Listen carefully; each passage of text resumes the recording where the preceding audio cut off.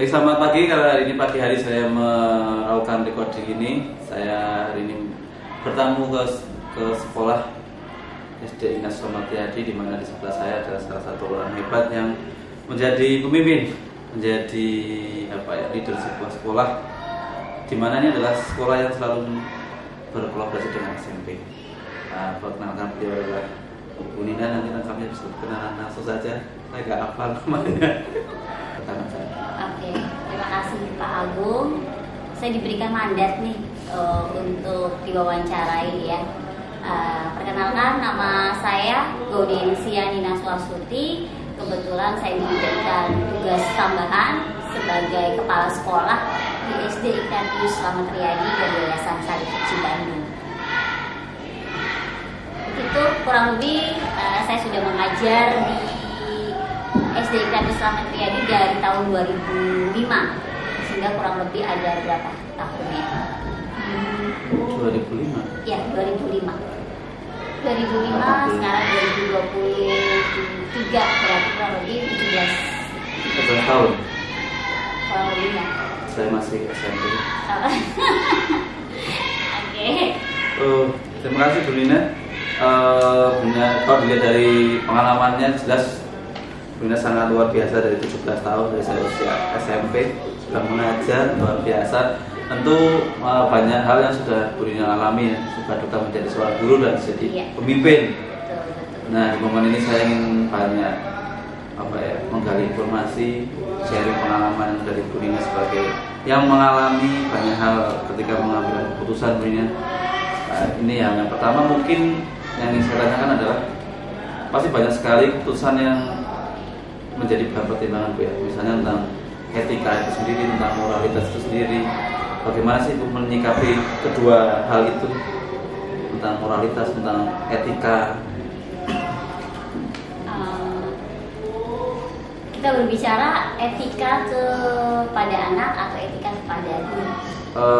Secara umum.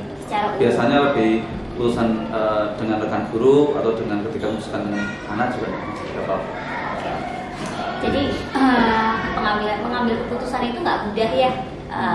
Hal-hal yang mungkin memang harus dilakukan oleh seorang pimpinan itu kita harus melihat dahulu sebuah permasalahannya ada di mana, sehingga tidak bisa kita mengambil keputusan tanpa ada bukti, tanpa ada sebuah kejelasan. Dan kita memang di dalam mengambil keputusan itu, misalkan yang terjadi permasalahan yang sering kita alami itu antara anak, kemudian dengan anak, dan akhirnya orang tua yang mau menyelesaikan. Nah ini harus kita harus butuh bukti yang relevan, sehingga disitulah kita bisa menarik kesimpulan mana yang memang harus kita putuskan.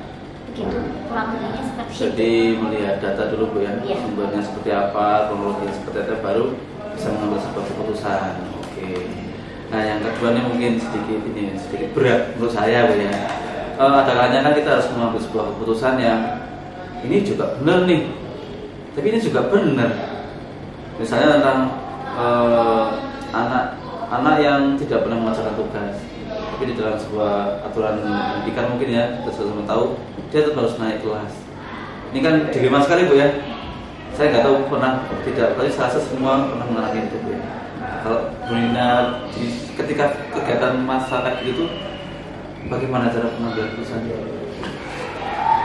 Anak tidak pernah mengerjakan tugas, apalagi saat masa pandemi ya. Oke, itu memang sering terjadi. Kemarin itu memang terjadi banget ya. Kami jujur dari hal ini kami melihat tidak langsung saat pembagian rapor itu kita langsung bisa udah dinaikkan saja. Tetapi sebelum kenaikan kelas itu ada kurang lebih 6 bulan di PTS pertama. Saat PTS itu kita lihat dulu skemanya si anak ini. Saat 1 bulan, biasanya kita dalam rapat bulanan itu kita tahu ya ada anak-anak yang sebenarnya kita sharing di dalam rapat itu ada kendala nggak sih yang dihadapi di setiap kelasnya. Kalau misalnya ada beberapa guru yang ini nggak pernah ngerjain tugas, kemudian memang jujur guru-guru kami ini luar biasa. Kalau anak-anak tidak mengerjakan mengerjakan tugas sebagaimanapun caranya. Saat masa pandemi khususnya yang dahulu terjadi itu, anak sampai suruh hadir dulu di sekolah, atau kalau memang tidak bisa hadir ya kita yang akan ke sana, ke rumahnya. Nah akhirnya kalau misalnya sudah terlihat dulu pernah sekali anak itu sudah tidak mau ke sekolah, tidak mau waktu didatengin itu tidak mau. Tetapi bagaimana sih caranya guru itu berinisiatif untuk mencari cara yang lain.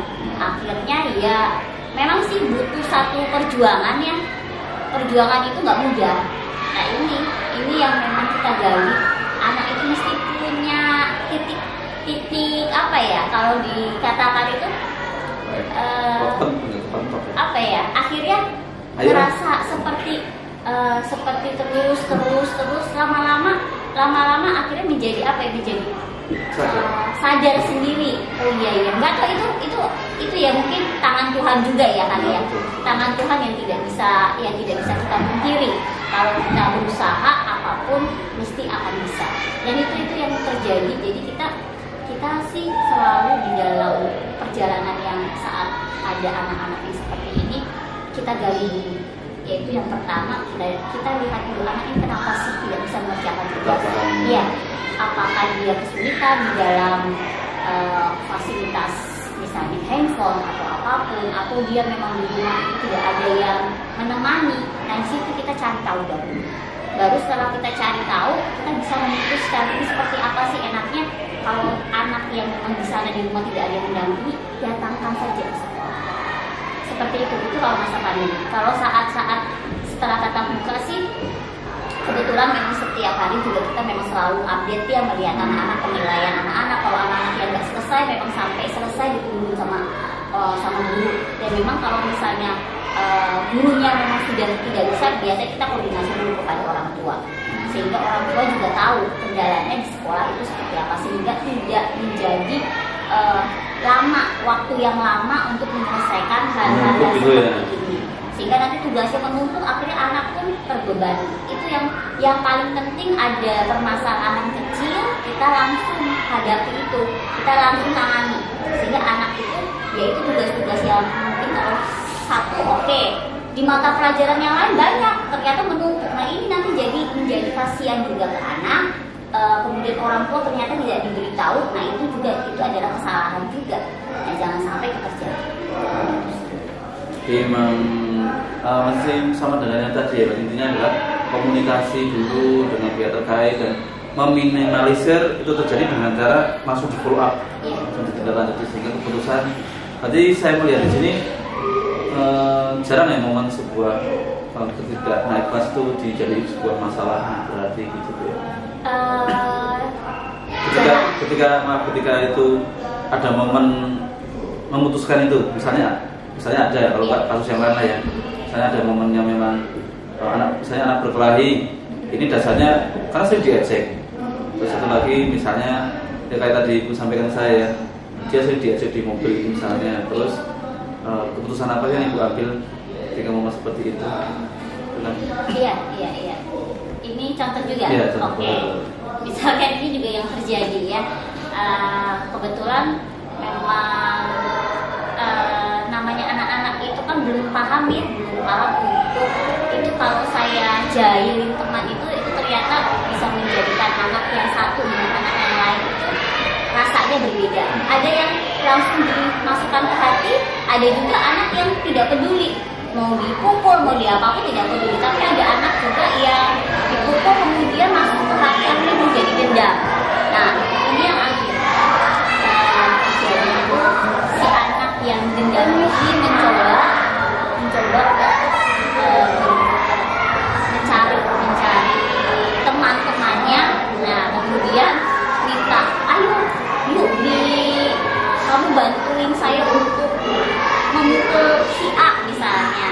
Nah kalau kamu tidak memukul A bukan jadi teman saya. Nah dari wali kelas itu sudah menangani lah. Intinya wali kelas itu akan menangani. Kalau sudah menangani, kita kepala sekolah tugasnya adalah tahu.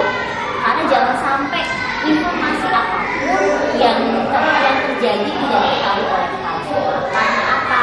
Karena kalau seandainya belum bisa diselesaikan, dan tiba-tiba ada yang masuk ke dalam ranahnya kepala sekolah dari pihak kepala sekolah tidak bisa membantu, tidak bisa menghandle. Struktural dulu ya prosesnya. Selanjutnya tadi kan Bu Ina sudah menyampaikan tentang beberapa hal, bagaimana cara pengambil keputusannya, bagaimana cara berkomunikasi, menghargai struktural itu ya, proses step by stepnya.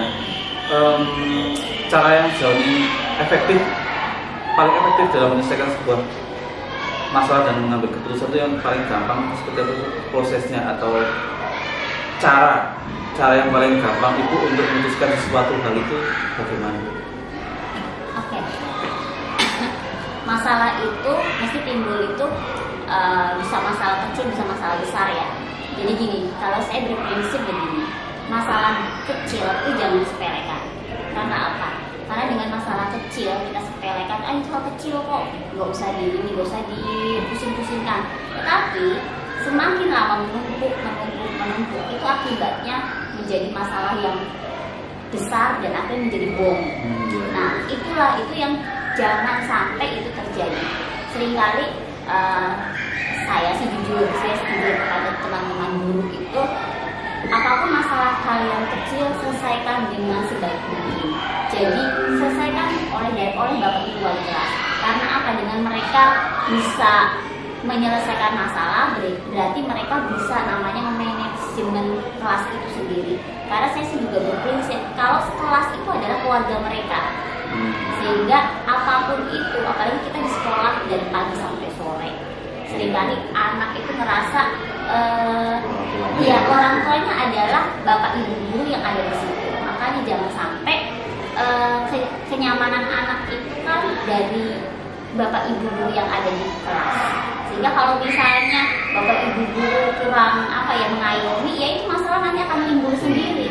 Nah, makanya itu sih yang kami sih berharap segala masalah kecil itu bisa jadi diselesaikan, sehingga tidak terjadilah masalah yang besar yang tadi mungkin disampaikan. Kalau ada masalah besar bagaimana? Ya mestilah terjadi, mau masalah besar mesti itu akan terjadi. Itu tidak semua orang itu bisa menyelesaikan masalah kecil. Mungkin merasa masalah kecil itu bagi kita kecil, tetapi pandangan orang tua atau pandangan untuk bagi anak itu luar biasa. Nah, itu juga nggak bisa kita pungkiri. Sehingga seringkali kita manusia wajar ya, pernah mengalami hal-hal yang menurut kita itu biasa saja, ternyata itu luar biasa. Nah, kalau udah terjadi hal-hal kayak gini ya kita datangkan saja. Kita datangkan orang tua, misalnya itu yang terjadi antara orang tua dengan orang tua, ya mungkin kita datangkan, kita berikan ramahnya, kita berikan tempat, sehingga disinilah menjadi tempatnya kita untuk bisa sharing, sehingga tidak ada yang namanya datang ke sini itu dengan luapan. Banyak banyak yang seperti itu datang itu sudah seperti mau marah, tapi dengan kita tanggapi dengan dengarkan saja dulu apa yang menjadi keluhan mereka, apa yang menjadi yang mereka merasa seperti apa, kita dengarkan saja. Setelah kita dengarkan, kita kasih bukti. Kalau ada bukti ya kita berikan bukti itu. Kalau sudah cukup, mesti orang tua itu akan tahu kok apa yang betul sekali. Kurang lebih. Jadi saya melihat di sini di dalam efektivitas pengambilan sebuah keputusan berarti ini memang berbasis data juga pastinya, terus juga memang menghargai bersama rekan guru Bu ya. Iya, harus itu. Karena saya berprinsip, saya dan teman-teman guru saya itu hanya dikasih tugas tambahan. Awalnya pun saya juga jadi guru, dimana saya nggak bisa namanya sekolah ini bisa maju karena siapa? Karena mereka, dengan mereka melayani, dengan mereka bisa berbuat lebih kepada anak-anak, kepada sekolah, akhirnya sekolah ini juga bisa berdiri dengan semakin maju, kemudian diminati oleh masyarakat luas. Pelayanan sih yang paling pelayanan yang ada kepercayaan antara sesama rekan guru, luar biasa ya. Ini sebuah hal yang perlu kita sikapi dengan bijak, bagaimana kepercayaan itu penting Bu ya. Pada saya mau bilangnya anak buah, pada rekan guru yang bawah naungan ibu ya. Itu hal yang saya dapat yang cukup luar biasa. Jadi saya melihat juga di sini memang Bu Nina itu dalam penanganan kasus pengennya cepat tapi melihat data. Jadi dulu baru harus secepat mungkin, jangan sampai itu besar ya sebuah masalah itu ya. Oke. Jadi hampir semua sudah terjawab oleh Bu Nina. Dan pada akhirnya kan ada sebuah pembelajaran Bu ya, pembelajaran dari beberapa kali, mungkin puluhan kali, ratusan kali Bu Nina mengambil sebuah keputusan, pasti ada sebuah pembelajaran.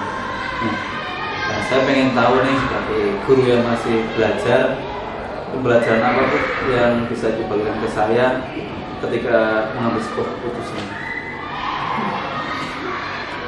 Aduh, apa ya? Kalau putus tadi belajar apa ya? Dari saat saya masih 2005 itu membuat keputusan itu, apalagi keputusan misalnya kita ngelihat apa ya, lihat kalau sekarang kan saya berpikir guru dengan anak atau bagaimana itu ya kembali lagi satu yaitu bukti yang tadi ada ya, kemudian alasannya seperti apa kita dengarkan. Seandainya itu ada masalah, kita dengarkan dulu dari segi si A atau dari segi si B, sehingga kalau misalkan sudah ada dari segi A, segi B, tapi kita cari lagi ada yang harus menjadi bukti kuat, saksi lah. Nah, saksi. Itu penting sekali. Jadi kita nggak bisa si A, si B memang harus kita temukan. Nah, kalau misalnya ada sebuah yang harus diputuskan, ya dari situ aja hasilnya akan terlihat. Dan kita kalau misalnya berpikir melihat dari keputusan itu, ya kita ambil dari bukti-bukti yang kuat, kemudian juga dari tidak mudah, tidak butuh sehari saat itu bisa menyelesaikan. Tapi kalau memang itu butuh 2 hari pun itu harus ditangani secara kesinambungan, sehingga keputusan itu jangan sampai tidak bijak. Nah, ini yang sulit. Seringkali kita itu membuat keputusan itu sangat-sangatlah, kalau sudah di posisi yang seperti ini itu kita harus mengendapkan dulu. Seringkali kalau saya ada permasalahan yang berat, saya simpan dulu. Saya simpan 1 hari dulu. Supaya saya tidak mengambil keputusan itu dengan emosi sesaat. Begitu. Itu sih kalau itu permasalahan sudah berat dan memang saya harus lebih baik saat itu yang terjadi, mereka misalnya ada apa, bukannya mereka saat ini mereka berkumpul atau apapun lah keputusan yang misalnya harus saat itu juga, saya harus bisa tenangkan dulu, kemudian cari tahu dulu apa aja, bukti-buktinya apa aja dulu, nah baru bisa kita putus. Jadi masih sama ya, konsisten sekali dengan jawabannya. Jadi dari awal memang base to data itu sangat penting Bu ya. Itu juga pesan buat saya mungkin ya, ketika menangani sebuah kasus memang kita tidak bisa serta-merta melihat case itu dari yang terlihat aja Bu ya. Tapi harus ada latar belakangnya seperti apa, saksi seperti apa, datanya seperti apa, itu sangat penting. Jadi sekali lagi terima kasih Bu Nina atas waktunya berbagi hari ini. Saya mendapatkan banyak hal-hal yang positif, terlepas dari tentang bagaimana mengambil keputusan.